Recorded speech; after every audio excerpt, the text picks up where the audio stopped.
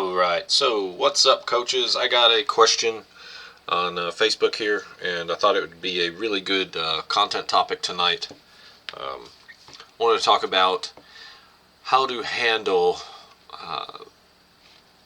double tight empty with Q run from a 3-4 defense. Okay, this is going to be a probably pretty popular topic with the way the game's gone the last few years and with everything out there going on right now, and the way that people love spread offense. So let's get into it. So I want to first talk about the way I would handle it from my world, and then I will talk about a couple other options of ways I've seen it done relatively successfully without issues. Okay, so we'll kind of frame the video that way and go from there.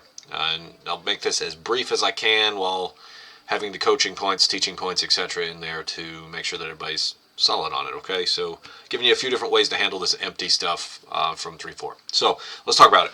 Why do offensive coaches go to double tight in the first place, especially versus a 3-4? Because they think they're going to get standard answers. They want the 0 and 4 eyes. They want to know where the front's going to be. They want very predictable scenarios. They want you pinholed into reacting a certain way. My recommendation is don't give them the same look every time. You need a 1-2 punch. If it's the high school level, youth ball, realistically, you just got to make sure you got the verticals capped and play whatever you're going to play. And if you can't handle 5 receivers from your base, then you need to evaluate your base. That's my recommendation. 3-4 is well suited to be able to do this. The only thing I would caveat in is you may have to personnel one guy, and it depends on how you coach coverage realistically. Okay, so let's talk about it. Where I would come from my world, I would typically play tight front. Now I'm experimenting around with 5-5-0-5 and playing spill off of the down block on the 5 techniques, and anytime they get a base block, hinging into the B gap inside shoulder to try to play almost like a reactionary 4-eye. And I haven't quite got it ironed out yet, but it's looking promising. There's a lot of things. There's 2 little rules I got to work out, but other than that, I've worked it out versus all the different types of sets we've seen, and it looks good. Right now, I'm just going to give you one that I know for sure will be certain, okay, and that you can play all night and sit in a base defense, be sound, and not change anything based on what they're doing, even though this is a pretty, at the high school level, it can be a dicey package. Now, you may or may not win the game. It's going to be dependent on how well your dudes can execute and if you're in any of these worlds that I'm about to get into. So let's talk about my world. I would play 4-eyes, 0-4 eyes up front. Okay, you can play either lag the nose or mirror and attack the nose. I think the best success to be able to stop the Q run is going to be mirror attack nose. That way, if it's zone, you can keep the middle linebacker covered up and the guard can't climb no matter what, and you'll have a clean. That Mike sitting there right behind the nose will have a clean run of it all the way to the C gap, and he can just fly to where he needs to get to, and keeping him clean with the 3 guys in front of him. If you're a lag the nose kind of guy, he's going to be just a little slower getting there. It may be better for certain like counter and things like that. It may be better that way, but if they're a power team or if they're like a wide zone team, you're going to want that Mike getting over the top into that edge. So it kind of depends on the type of team you're going to be seeing. If it's inside zone, power counter, you're probably going to want to keep him clean with the attack and react nose. Okay, if it is I'm sorry, I got that backwards. If it's a wide zone team, you're going to want to keep him clean with the attack react nose. If it is a power counter inside zone, you're going to want to lag the nose and just play ball and let him plug the A gap. Okay, that's the way you're going to want to do that in the box. Those A to B gap areas. You're just controlling 4 gaps with 4 guys. Okay. Now, this is where the coverage part, if you're not a coverage guy, if you haven't taken the time to invest in split field coverage and learn it and learn what I call quote-unquote pro coverages, college coverages, if you haven't taken the time to learn those and learn how to teach them, this is going to be over your head slightly, or it's going to sound super confusing, but I'm going to make it as simple as I possibly can.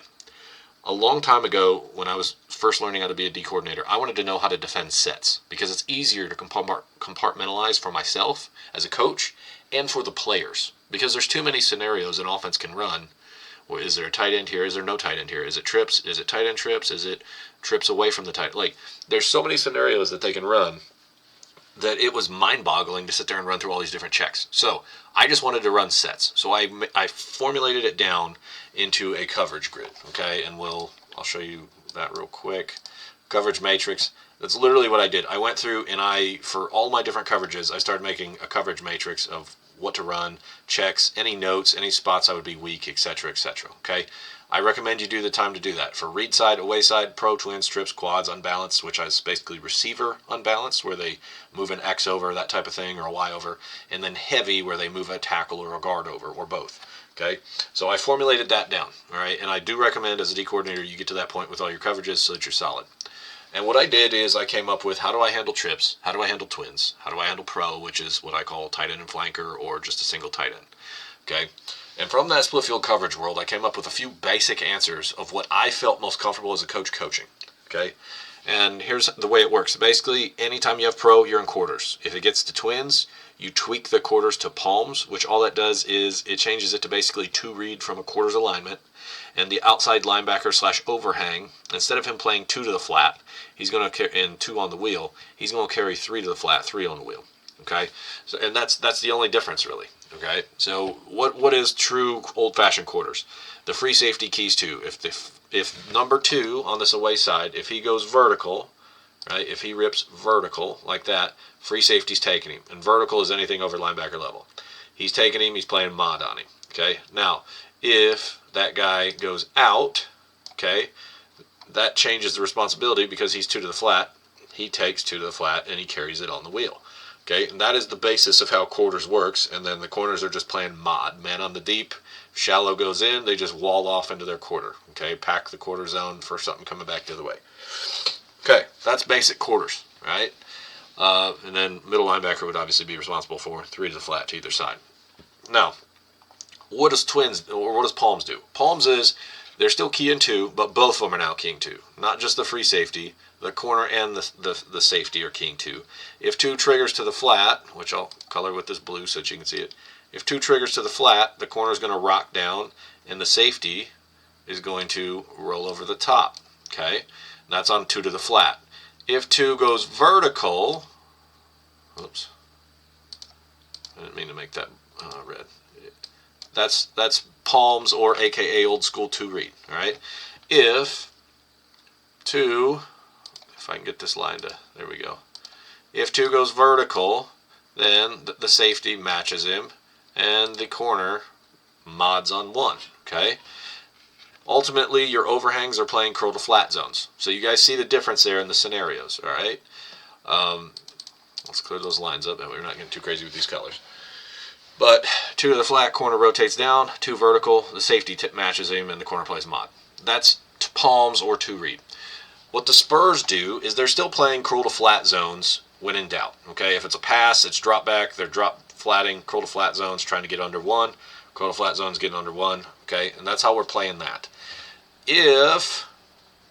So we're basically making 2 for 2 over here. We're playing a man rotation game, basically, on the fly, from a zone alignment. Okay, now, where this gets interesting, where this is fun, all right, let's look at this push alert.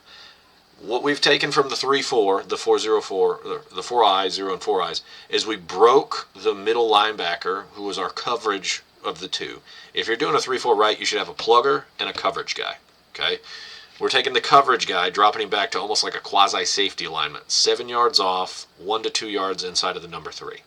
And that doesn't matter if this guy's at receiver, doesn't matter if he's a slot, flanker, whatever. He's 7 yards off of him, 2 yards inside, and he's going wherever he goes.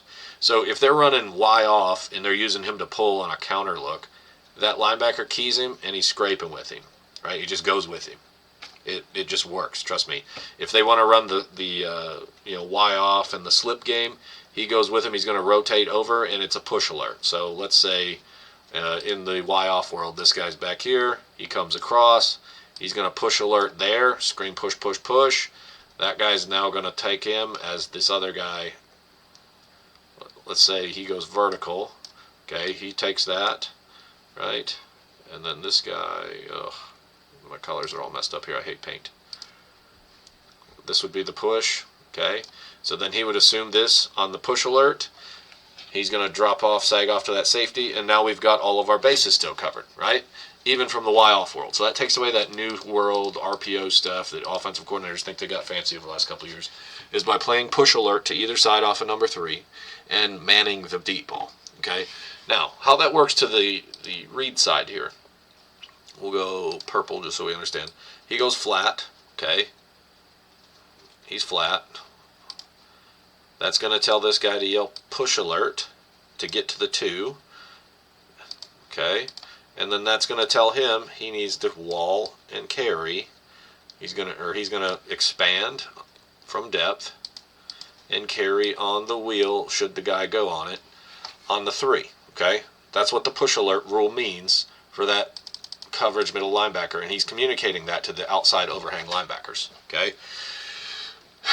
Now, say they want to run 5 verticals, because this is a thing that the 3-4 is vulnerable to, and a lot of air raid teams will try to do this. It's kind of the new way of running 4 verticals, just attacking a 3-4 with 5, okay?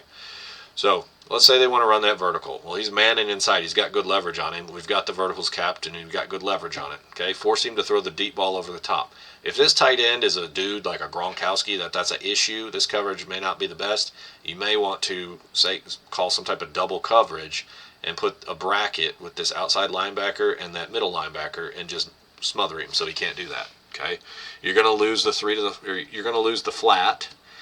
Okay, or, I'm not 3 to the flat. You're going to lose your comeback support on your crow to flat, and you're going to lose your deep out support on the flood by doing the double bracket right here. If this guy right here, our outside linebacker, if he brackets, okay, and you smother that guy because he's a dude, then you're going to lose this curl to flat support. It is what it is. You got to take one away. You can't take everything away every play.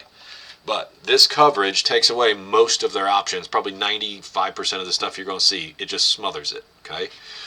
Now, here's the other benefit of this. Because of the alignments of our safeties versus tight ends, they're at 8 yards, 1 to 2 off. Usually versus a tight end set like this, I'd have the free safety outside leg of the guard. This guy is probably outside leg of the guard, inside leg of the tackle, etc., so that we maintain our leverage bubble and force them to take an outside deep release. We are protecting the middle of that field no matter what because of the nature of split field coverage. Also, because we're closer to the line of scrimmage, right, our run pass keys for these guys, okay, he's just keying 3. We're not worried about anything else. But this guy, the free safety, and if it was the strong safety to this side, we're keying the guard, okay? So if that guard pulls, right, or if we get a hard down block on a run read, we know that we need to banana path down into the run fit. Don't go till you know. So let's say everybody's down, down, down. It's hard down run. We know that this guy's trying to run this way. It's some type of gap scheme, maybe GT counter, etc. We're getting hard down keys. That free safety knows to banana down in there, insert. He's going to spill off of that run pass key, okay? And your alignment's going to want to play based on ability and based on what type of things you're seeing. If these guys are heavy tight end to the flat teams, you're going to want to play a little wider.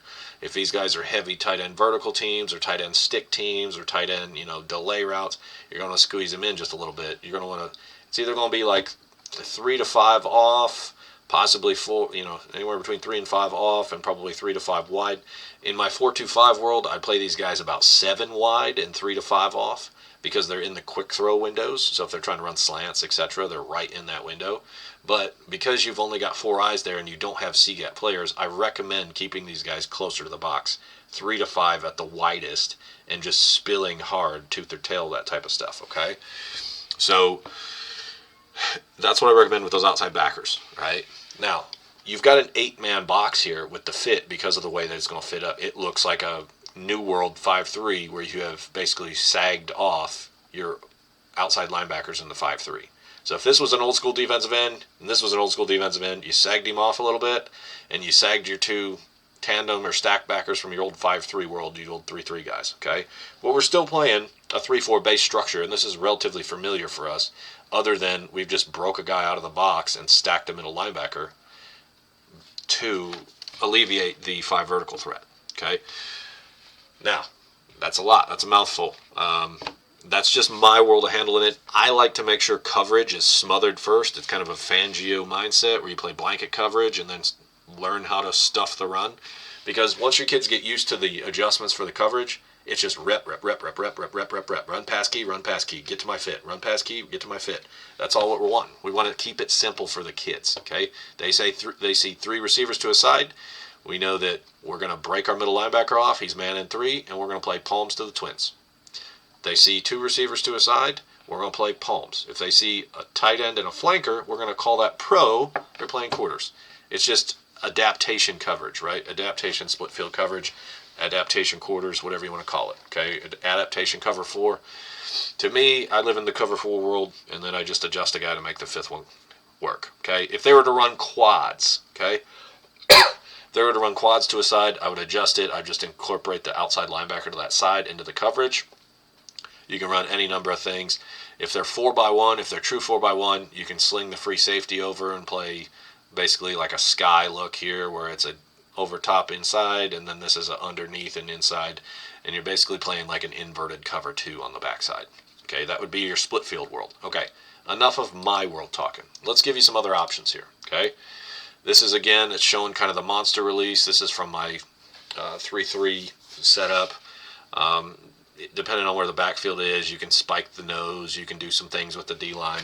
But the main thing is you're still playing to the, if you look at what I had here, if they try to run some type of pass this way with the push alert, and these guys, you're playing 3/3, 4/3. So if he's Y off and they try to go back this way, you're playing with the linebacker, the free safety, and these, you're playing 4/3. If they're this way, you've got 1, 2, 3, 4, and this guy playing in his middle hole makes it 5/3. Okay, right now as it is, without him being included in the box, because he's basically a run fitter only, you're still playing 4/3. You got him outnumbered. That's what you want in split field world. Okay, so that's another look. Same thing. The Mike, or the middle backer, my athletic linebacker, he's playing man off 3, and that's from a remove set. Okay, another way to attack this, especially if they're a big Q run team, is I love the crossfire blitz from the 3-4 with the middle linebackers. So if you're not going to sag your guy off and you're going to stick to a true 3-4 box and just play a generic zone behind it, okay, this booger is what I call it. Some other people, there's different terms for it, but it's the old school Steelers crossfire blitz. And what it is wherever you think the tendency side of the run is going to go, you're going to have the nose lag to that side, and you're going to spike your ends to 5 techniques. Okay, so the nose is lagging to the away from where the run tendency is. All right, and you're going to key the guard to the run tendency side. So in this case, you see this linebacker with the gray triangles. That's my key linebacker. He sees down block from the guard. He's inserting, okay, to add to the B gap. And all you're doing on the backside, so let's say in empty, okay, if I can get this to go away. Let's say if they're in empty, like we talked about just a minute ago. All right, and you're down in your 3. This is going to be hard to adjust on the fly here. I probably should have made a different video for this one. But anyway, let's say they're in this empty, and they like to run up to the twin side away from the trips, like most offensive coordinators will want to do. Spike into the 5, lag in the nose. That front side linebacker in your true 3-4 box, okay, if you're not breaking out of the 3-4, he's going to arc to the tendency side A gap, okay, and then your tendency side linebacker is keying the guard. So on the down block, if he's trying to get that guy, you insert into the B gap. If it's a base block or an out block, he's going to loop around the other side, and you're going to get pressure that way. Send in 5. You're always going to hit home with pressure, and then basically what you can do is those ends, because they're arcing to 5s, they're just playing contain on the run. Okay, and then you're hoping that your coverage shell holds up long enough to get the heat there. That's one way to pressure it. Now, where did I get the, empty 4-eye check, all that stuff? Wisconsin, when it's true empty with receivers, they play 5 techniques. They loosen up so they can get a pass rush. When they're in tight ends, they play their tight, and they always just bump their linebacker over. Okay, and we'll show this here in this clip.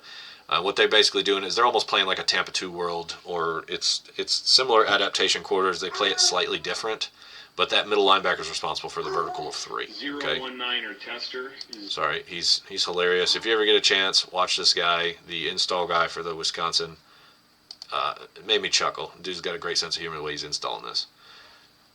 He's talking about his players and some crazy stuff they did. All right, so if they can ever get to the damn set. Okay, so let's look at it. Right now they've got the empty to the field. You can see they're playing that 3-1 box. Right, you got your 4 or 5s, whatever they are. You got your middle linebacker. He's A to C, and he's probably playing the backside shoulder of that. So if he's running wide zone to the field, inside out shoulder, and he's pursuing it from the inside. This guy's responsible for 3. You see, he doesn't have him sagged off. I don't like that because if this receiver is faster than your linebacker, you're giving up the seam. Okay, I like to sag him off and take that away completely. If they want to throw stick, it's easier for the linebacker to come up than to try to read and run backwards and get burned. So that's why I sag him off to 7 instead of that guy's at about 5. Okay, and then they're playing their quarters to both sides. All right, that is the Wisconsin tight 4 world. That's back when Dave Aranda was there, when they were real good a couple years ago with Schobert, Caputo, all that stuff on defense. Now, Saban talks about it from the Rip Liz world. What you're going to want to do is you're going to spin to single high, and all he's talking about is you're trying to get an 8-man box. Okay, spinning to single high to the quote-unquote tight end side, the run tendency side, etc. Okay, so if we're looking at this coverage again, the way that Saban would handle it is, let me see if I can erase this real quick. Actually, we'll just, there we go. Okay, forward. So he would have, let me get some colors here. He would have his nose. He would have his 4-eye. Okay, we'll go triangles for linebackers. He'd be playing linebacker. Okay, then we'll go stars for coverage, guys. He's going to Rip Liz that safety. This safety is going to play over the top. This corner's going to play here. That corner's going to play here. That's how most 3-4 teams are going to handle this. Okay, and they're going to trust. They're going to trust that this safety has the ability to cherry pick over the top of the 2 verticals, and that these linebackers, because of the way that they're going to play this, are able to, basically the way this would work, most of the time they're going to send this cat. They're going to, why is this giving me such problems? You guys are probably laughing at my paint skills, but it's okay. I've got to break the video up some way. He's going to basically play it off like that. Like that. Okay, and he's going to play his flat. And then you've got your, if this was Madden, your deep blue cover zones there. Okay, and this guy turned. That's great. That'd be purple curl to flat. He's Rip Liz techniquing that kid. This kid's going to Rip Liz technique that. And then if this was true Madden, dang it. There we go. And this is like true like Madden stuff. This would be your hook zone, and that would be your hook zone. Okay, and that's how most 3-4 teams are going to try to handle that. Okay, now where is that good? Where's that bad? If your free safety is not a dude and he can't pursue from the center of the field to the D gap, if he's not able to run past key and get down there quick enough, if he's slow, he's going to be late getting there. Quarterback's going to have downhill running momentum off tackle. And it's an angle tackle in space at full speed with like a 20-yard head start for both of them. So if your guy can't make those tackles consistently, you probably don't want to live in this world. However, this is great for handling mesh. And even if you drop 8 from this and you don't send that outside linebacker to the trip side, even if you drop 8 in this is really good at handling mesh because the corners are basically mod. The Rip Liz guys are packing, down in. And you've got essentially what you've got because of the 4 linebackers and the 3 cover down guys with the mod, all that stuff.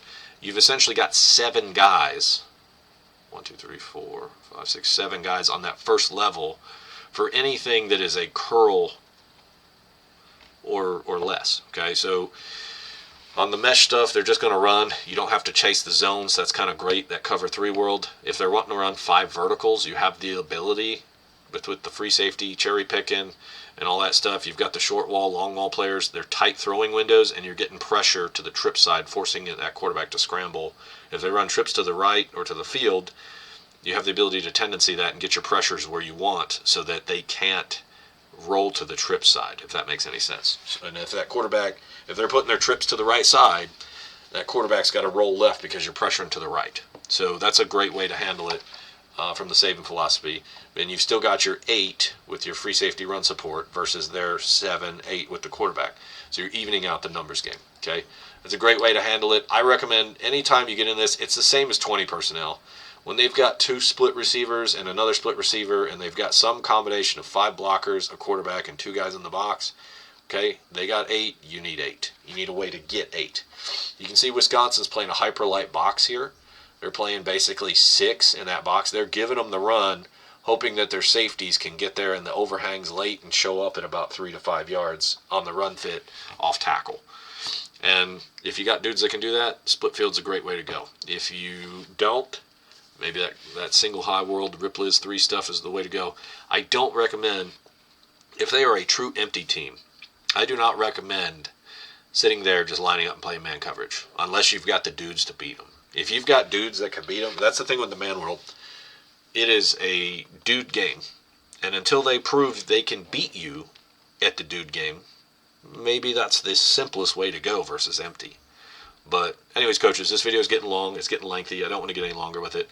Showed you a couple different ways to handle it, from 2 high world, split field world, and from a single high world. And I even showed you a little bit of a run pressure there to be able to handle the stuff. That crossfire stuff, if you look it up, there's a guy, he does Why the 3-4. I forget what he calls it. I think the coach's name is Mike Ricketts. It's on YouTube. It's a bit of a lengthy research topic, but it's towards the probably later quarter of the video. He teaches that in depth at the college level. He shows how it works at the collegiate level, and it's really good at screwing up Q run because of the linebackers flying around and showing up unexpectedly on offensive linemen. No matter what, you have to attack the offensive line as a defensive coach. If you don't do a good job with your movements and with your pressures and your sim pressures, your different looks, your different alignments to get to the same coverages, if you're not confusing the offensive lineman, you're just playing static, basic defense, and you're never changing a look ever, you're essentially daring the offense to line up and kick your ass. And if they are smart enough as a coach to draw it up, and they're physical enough to be able to win that battle 50% of the time, you're kind of doing your kids a disservice, in my opinion.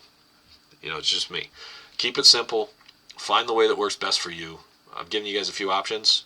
Coach Nichols out. Happy hunting.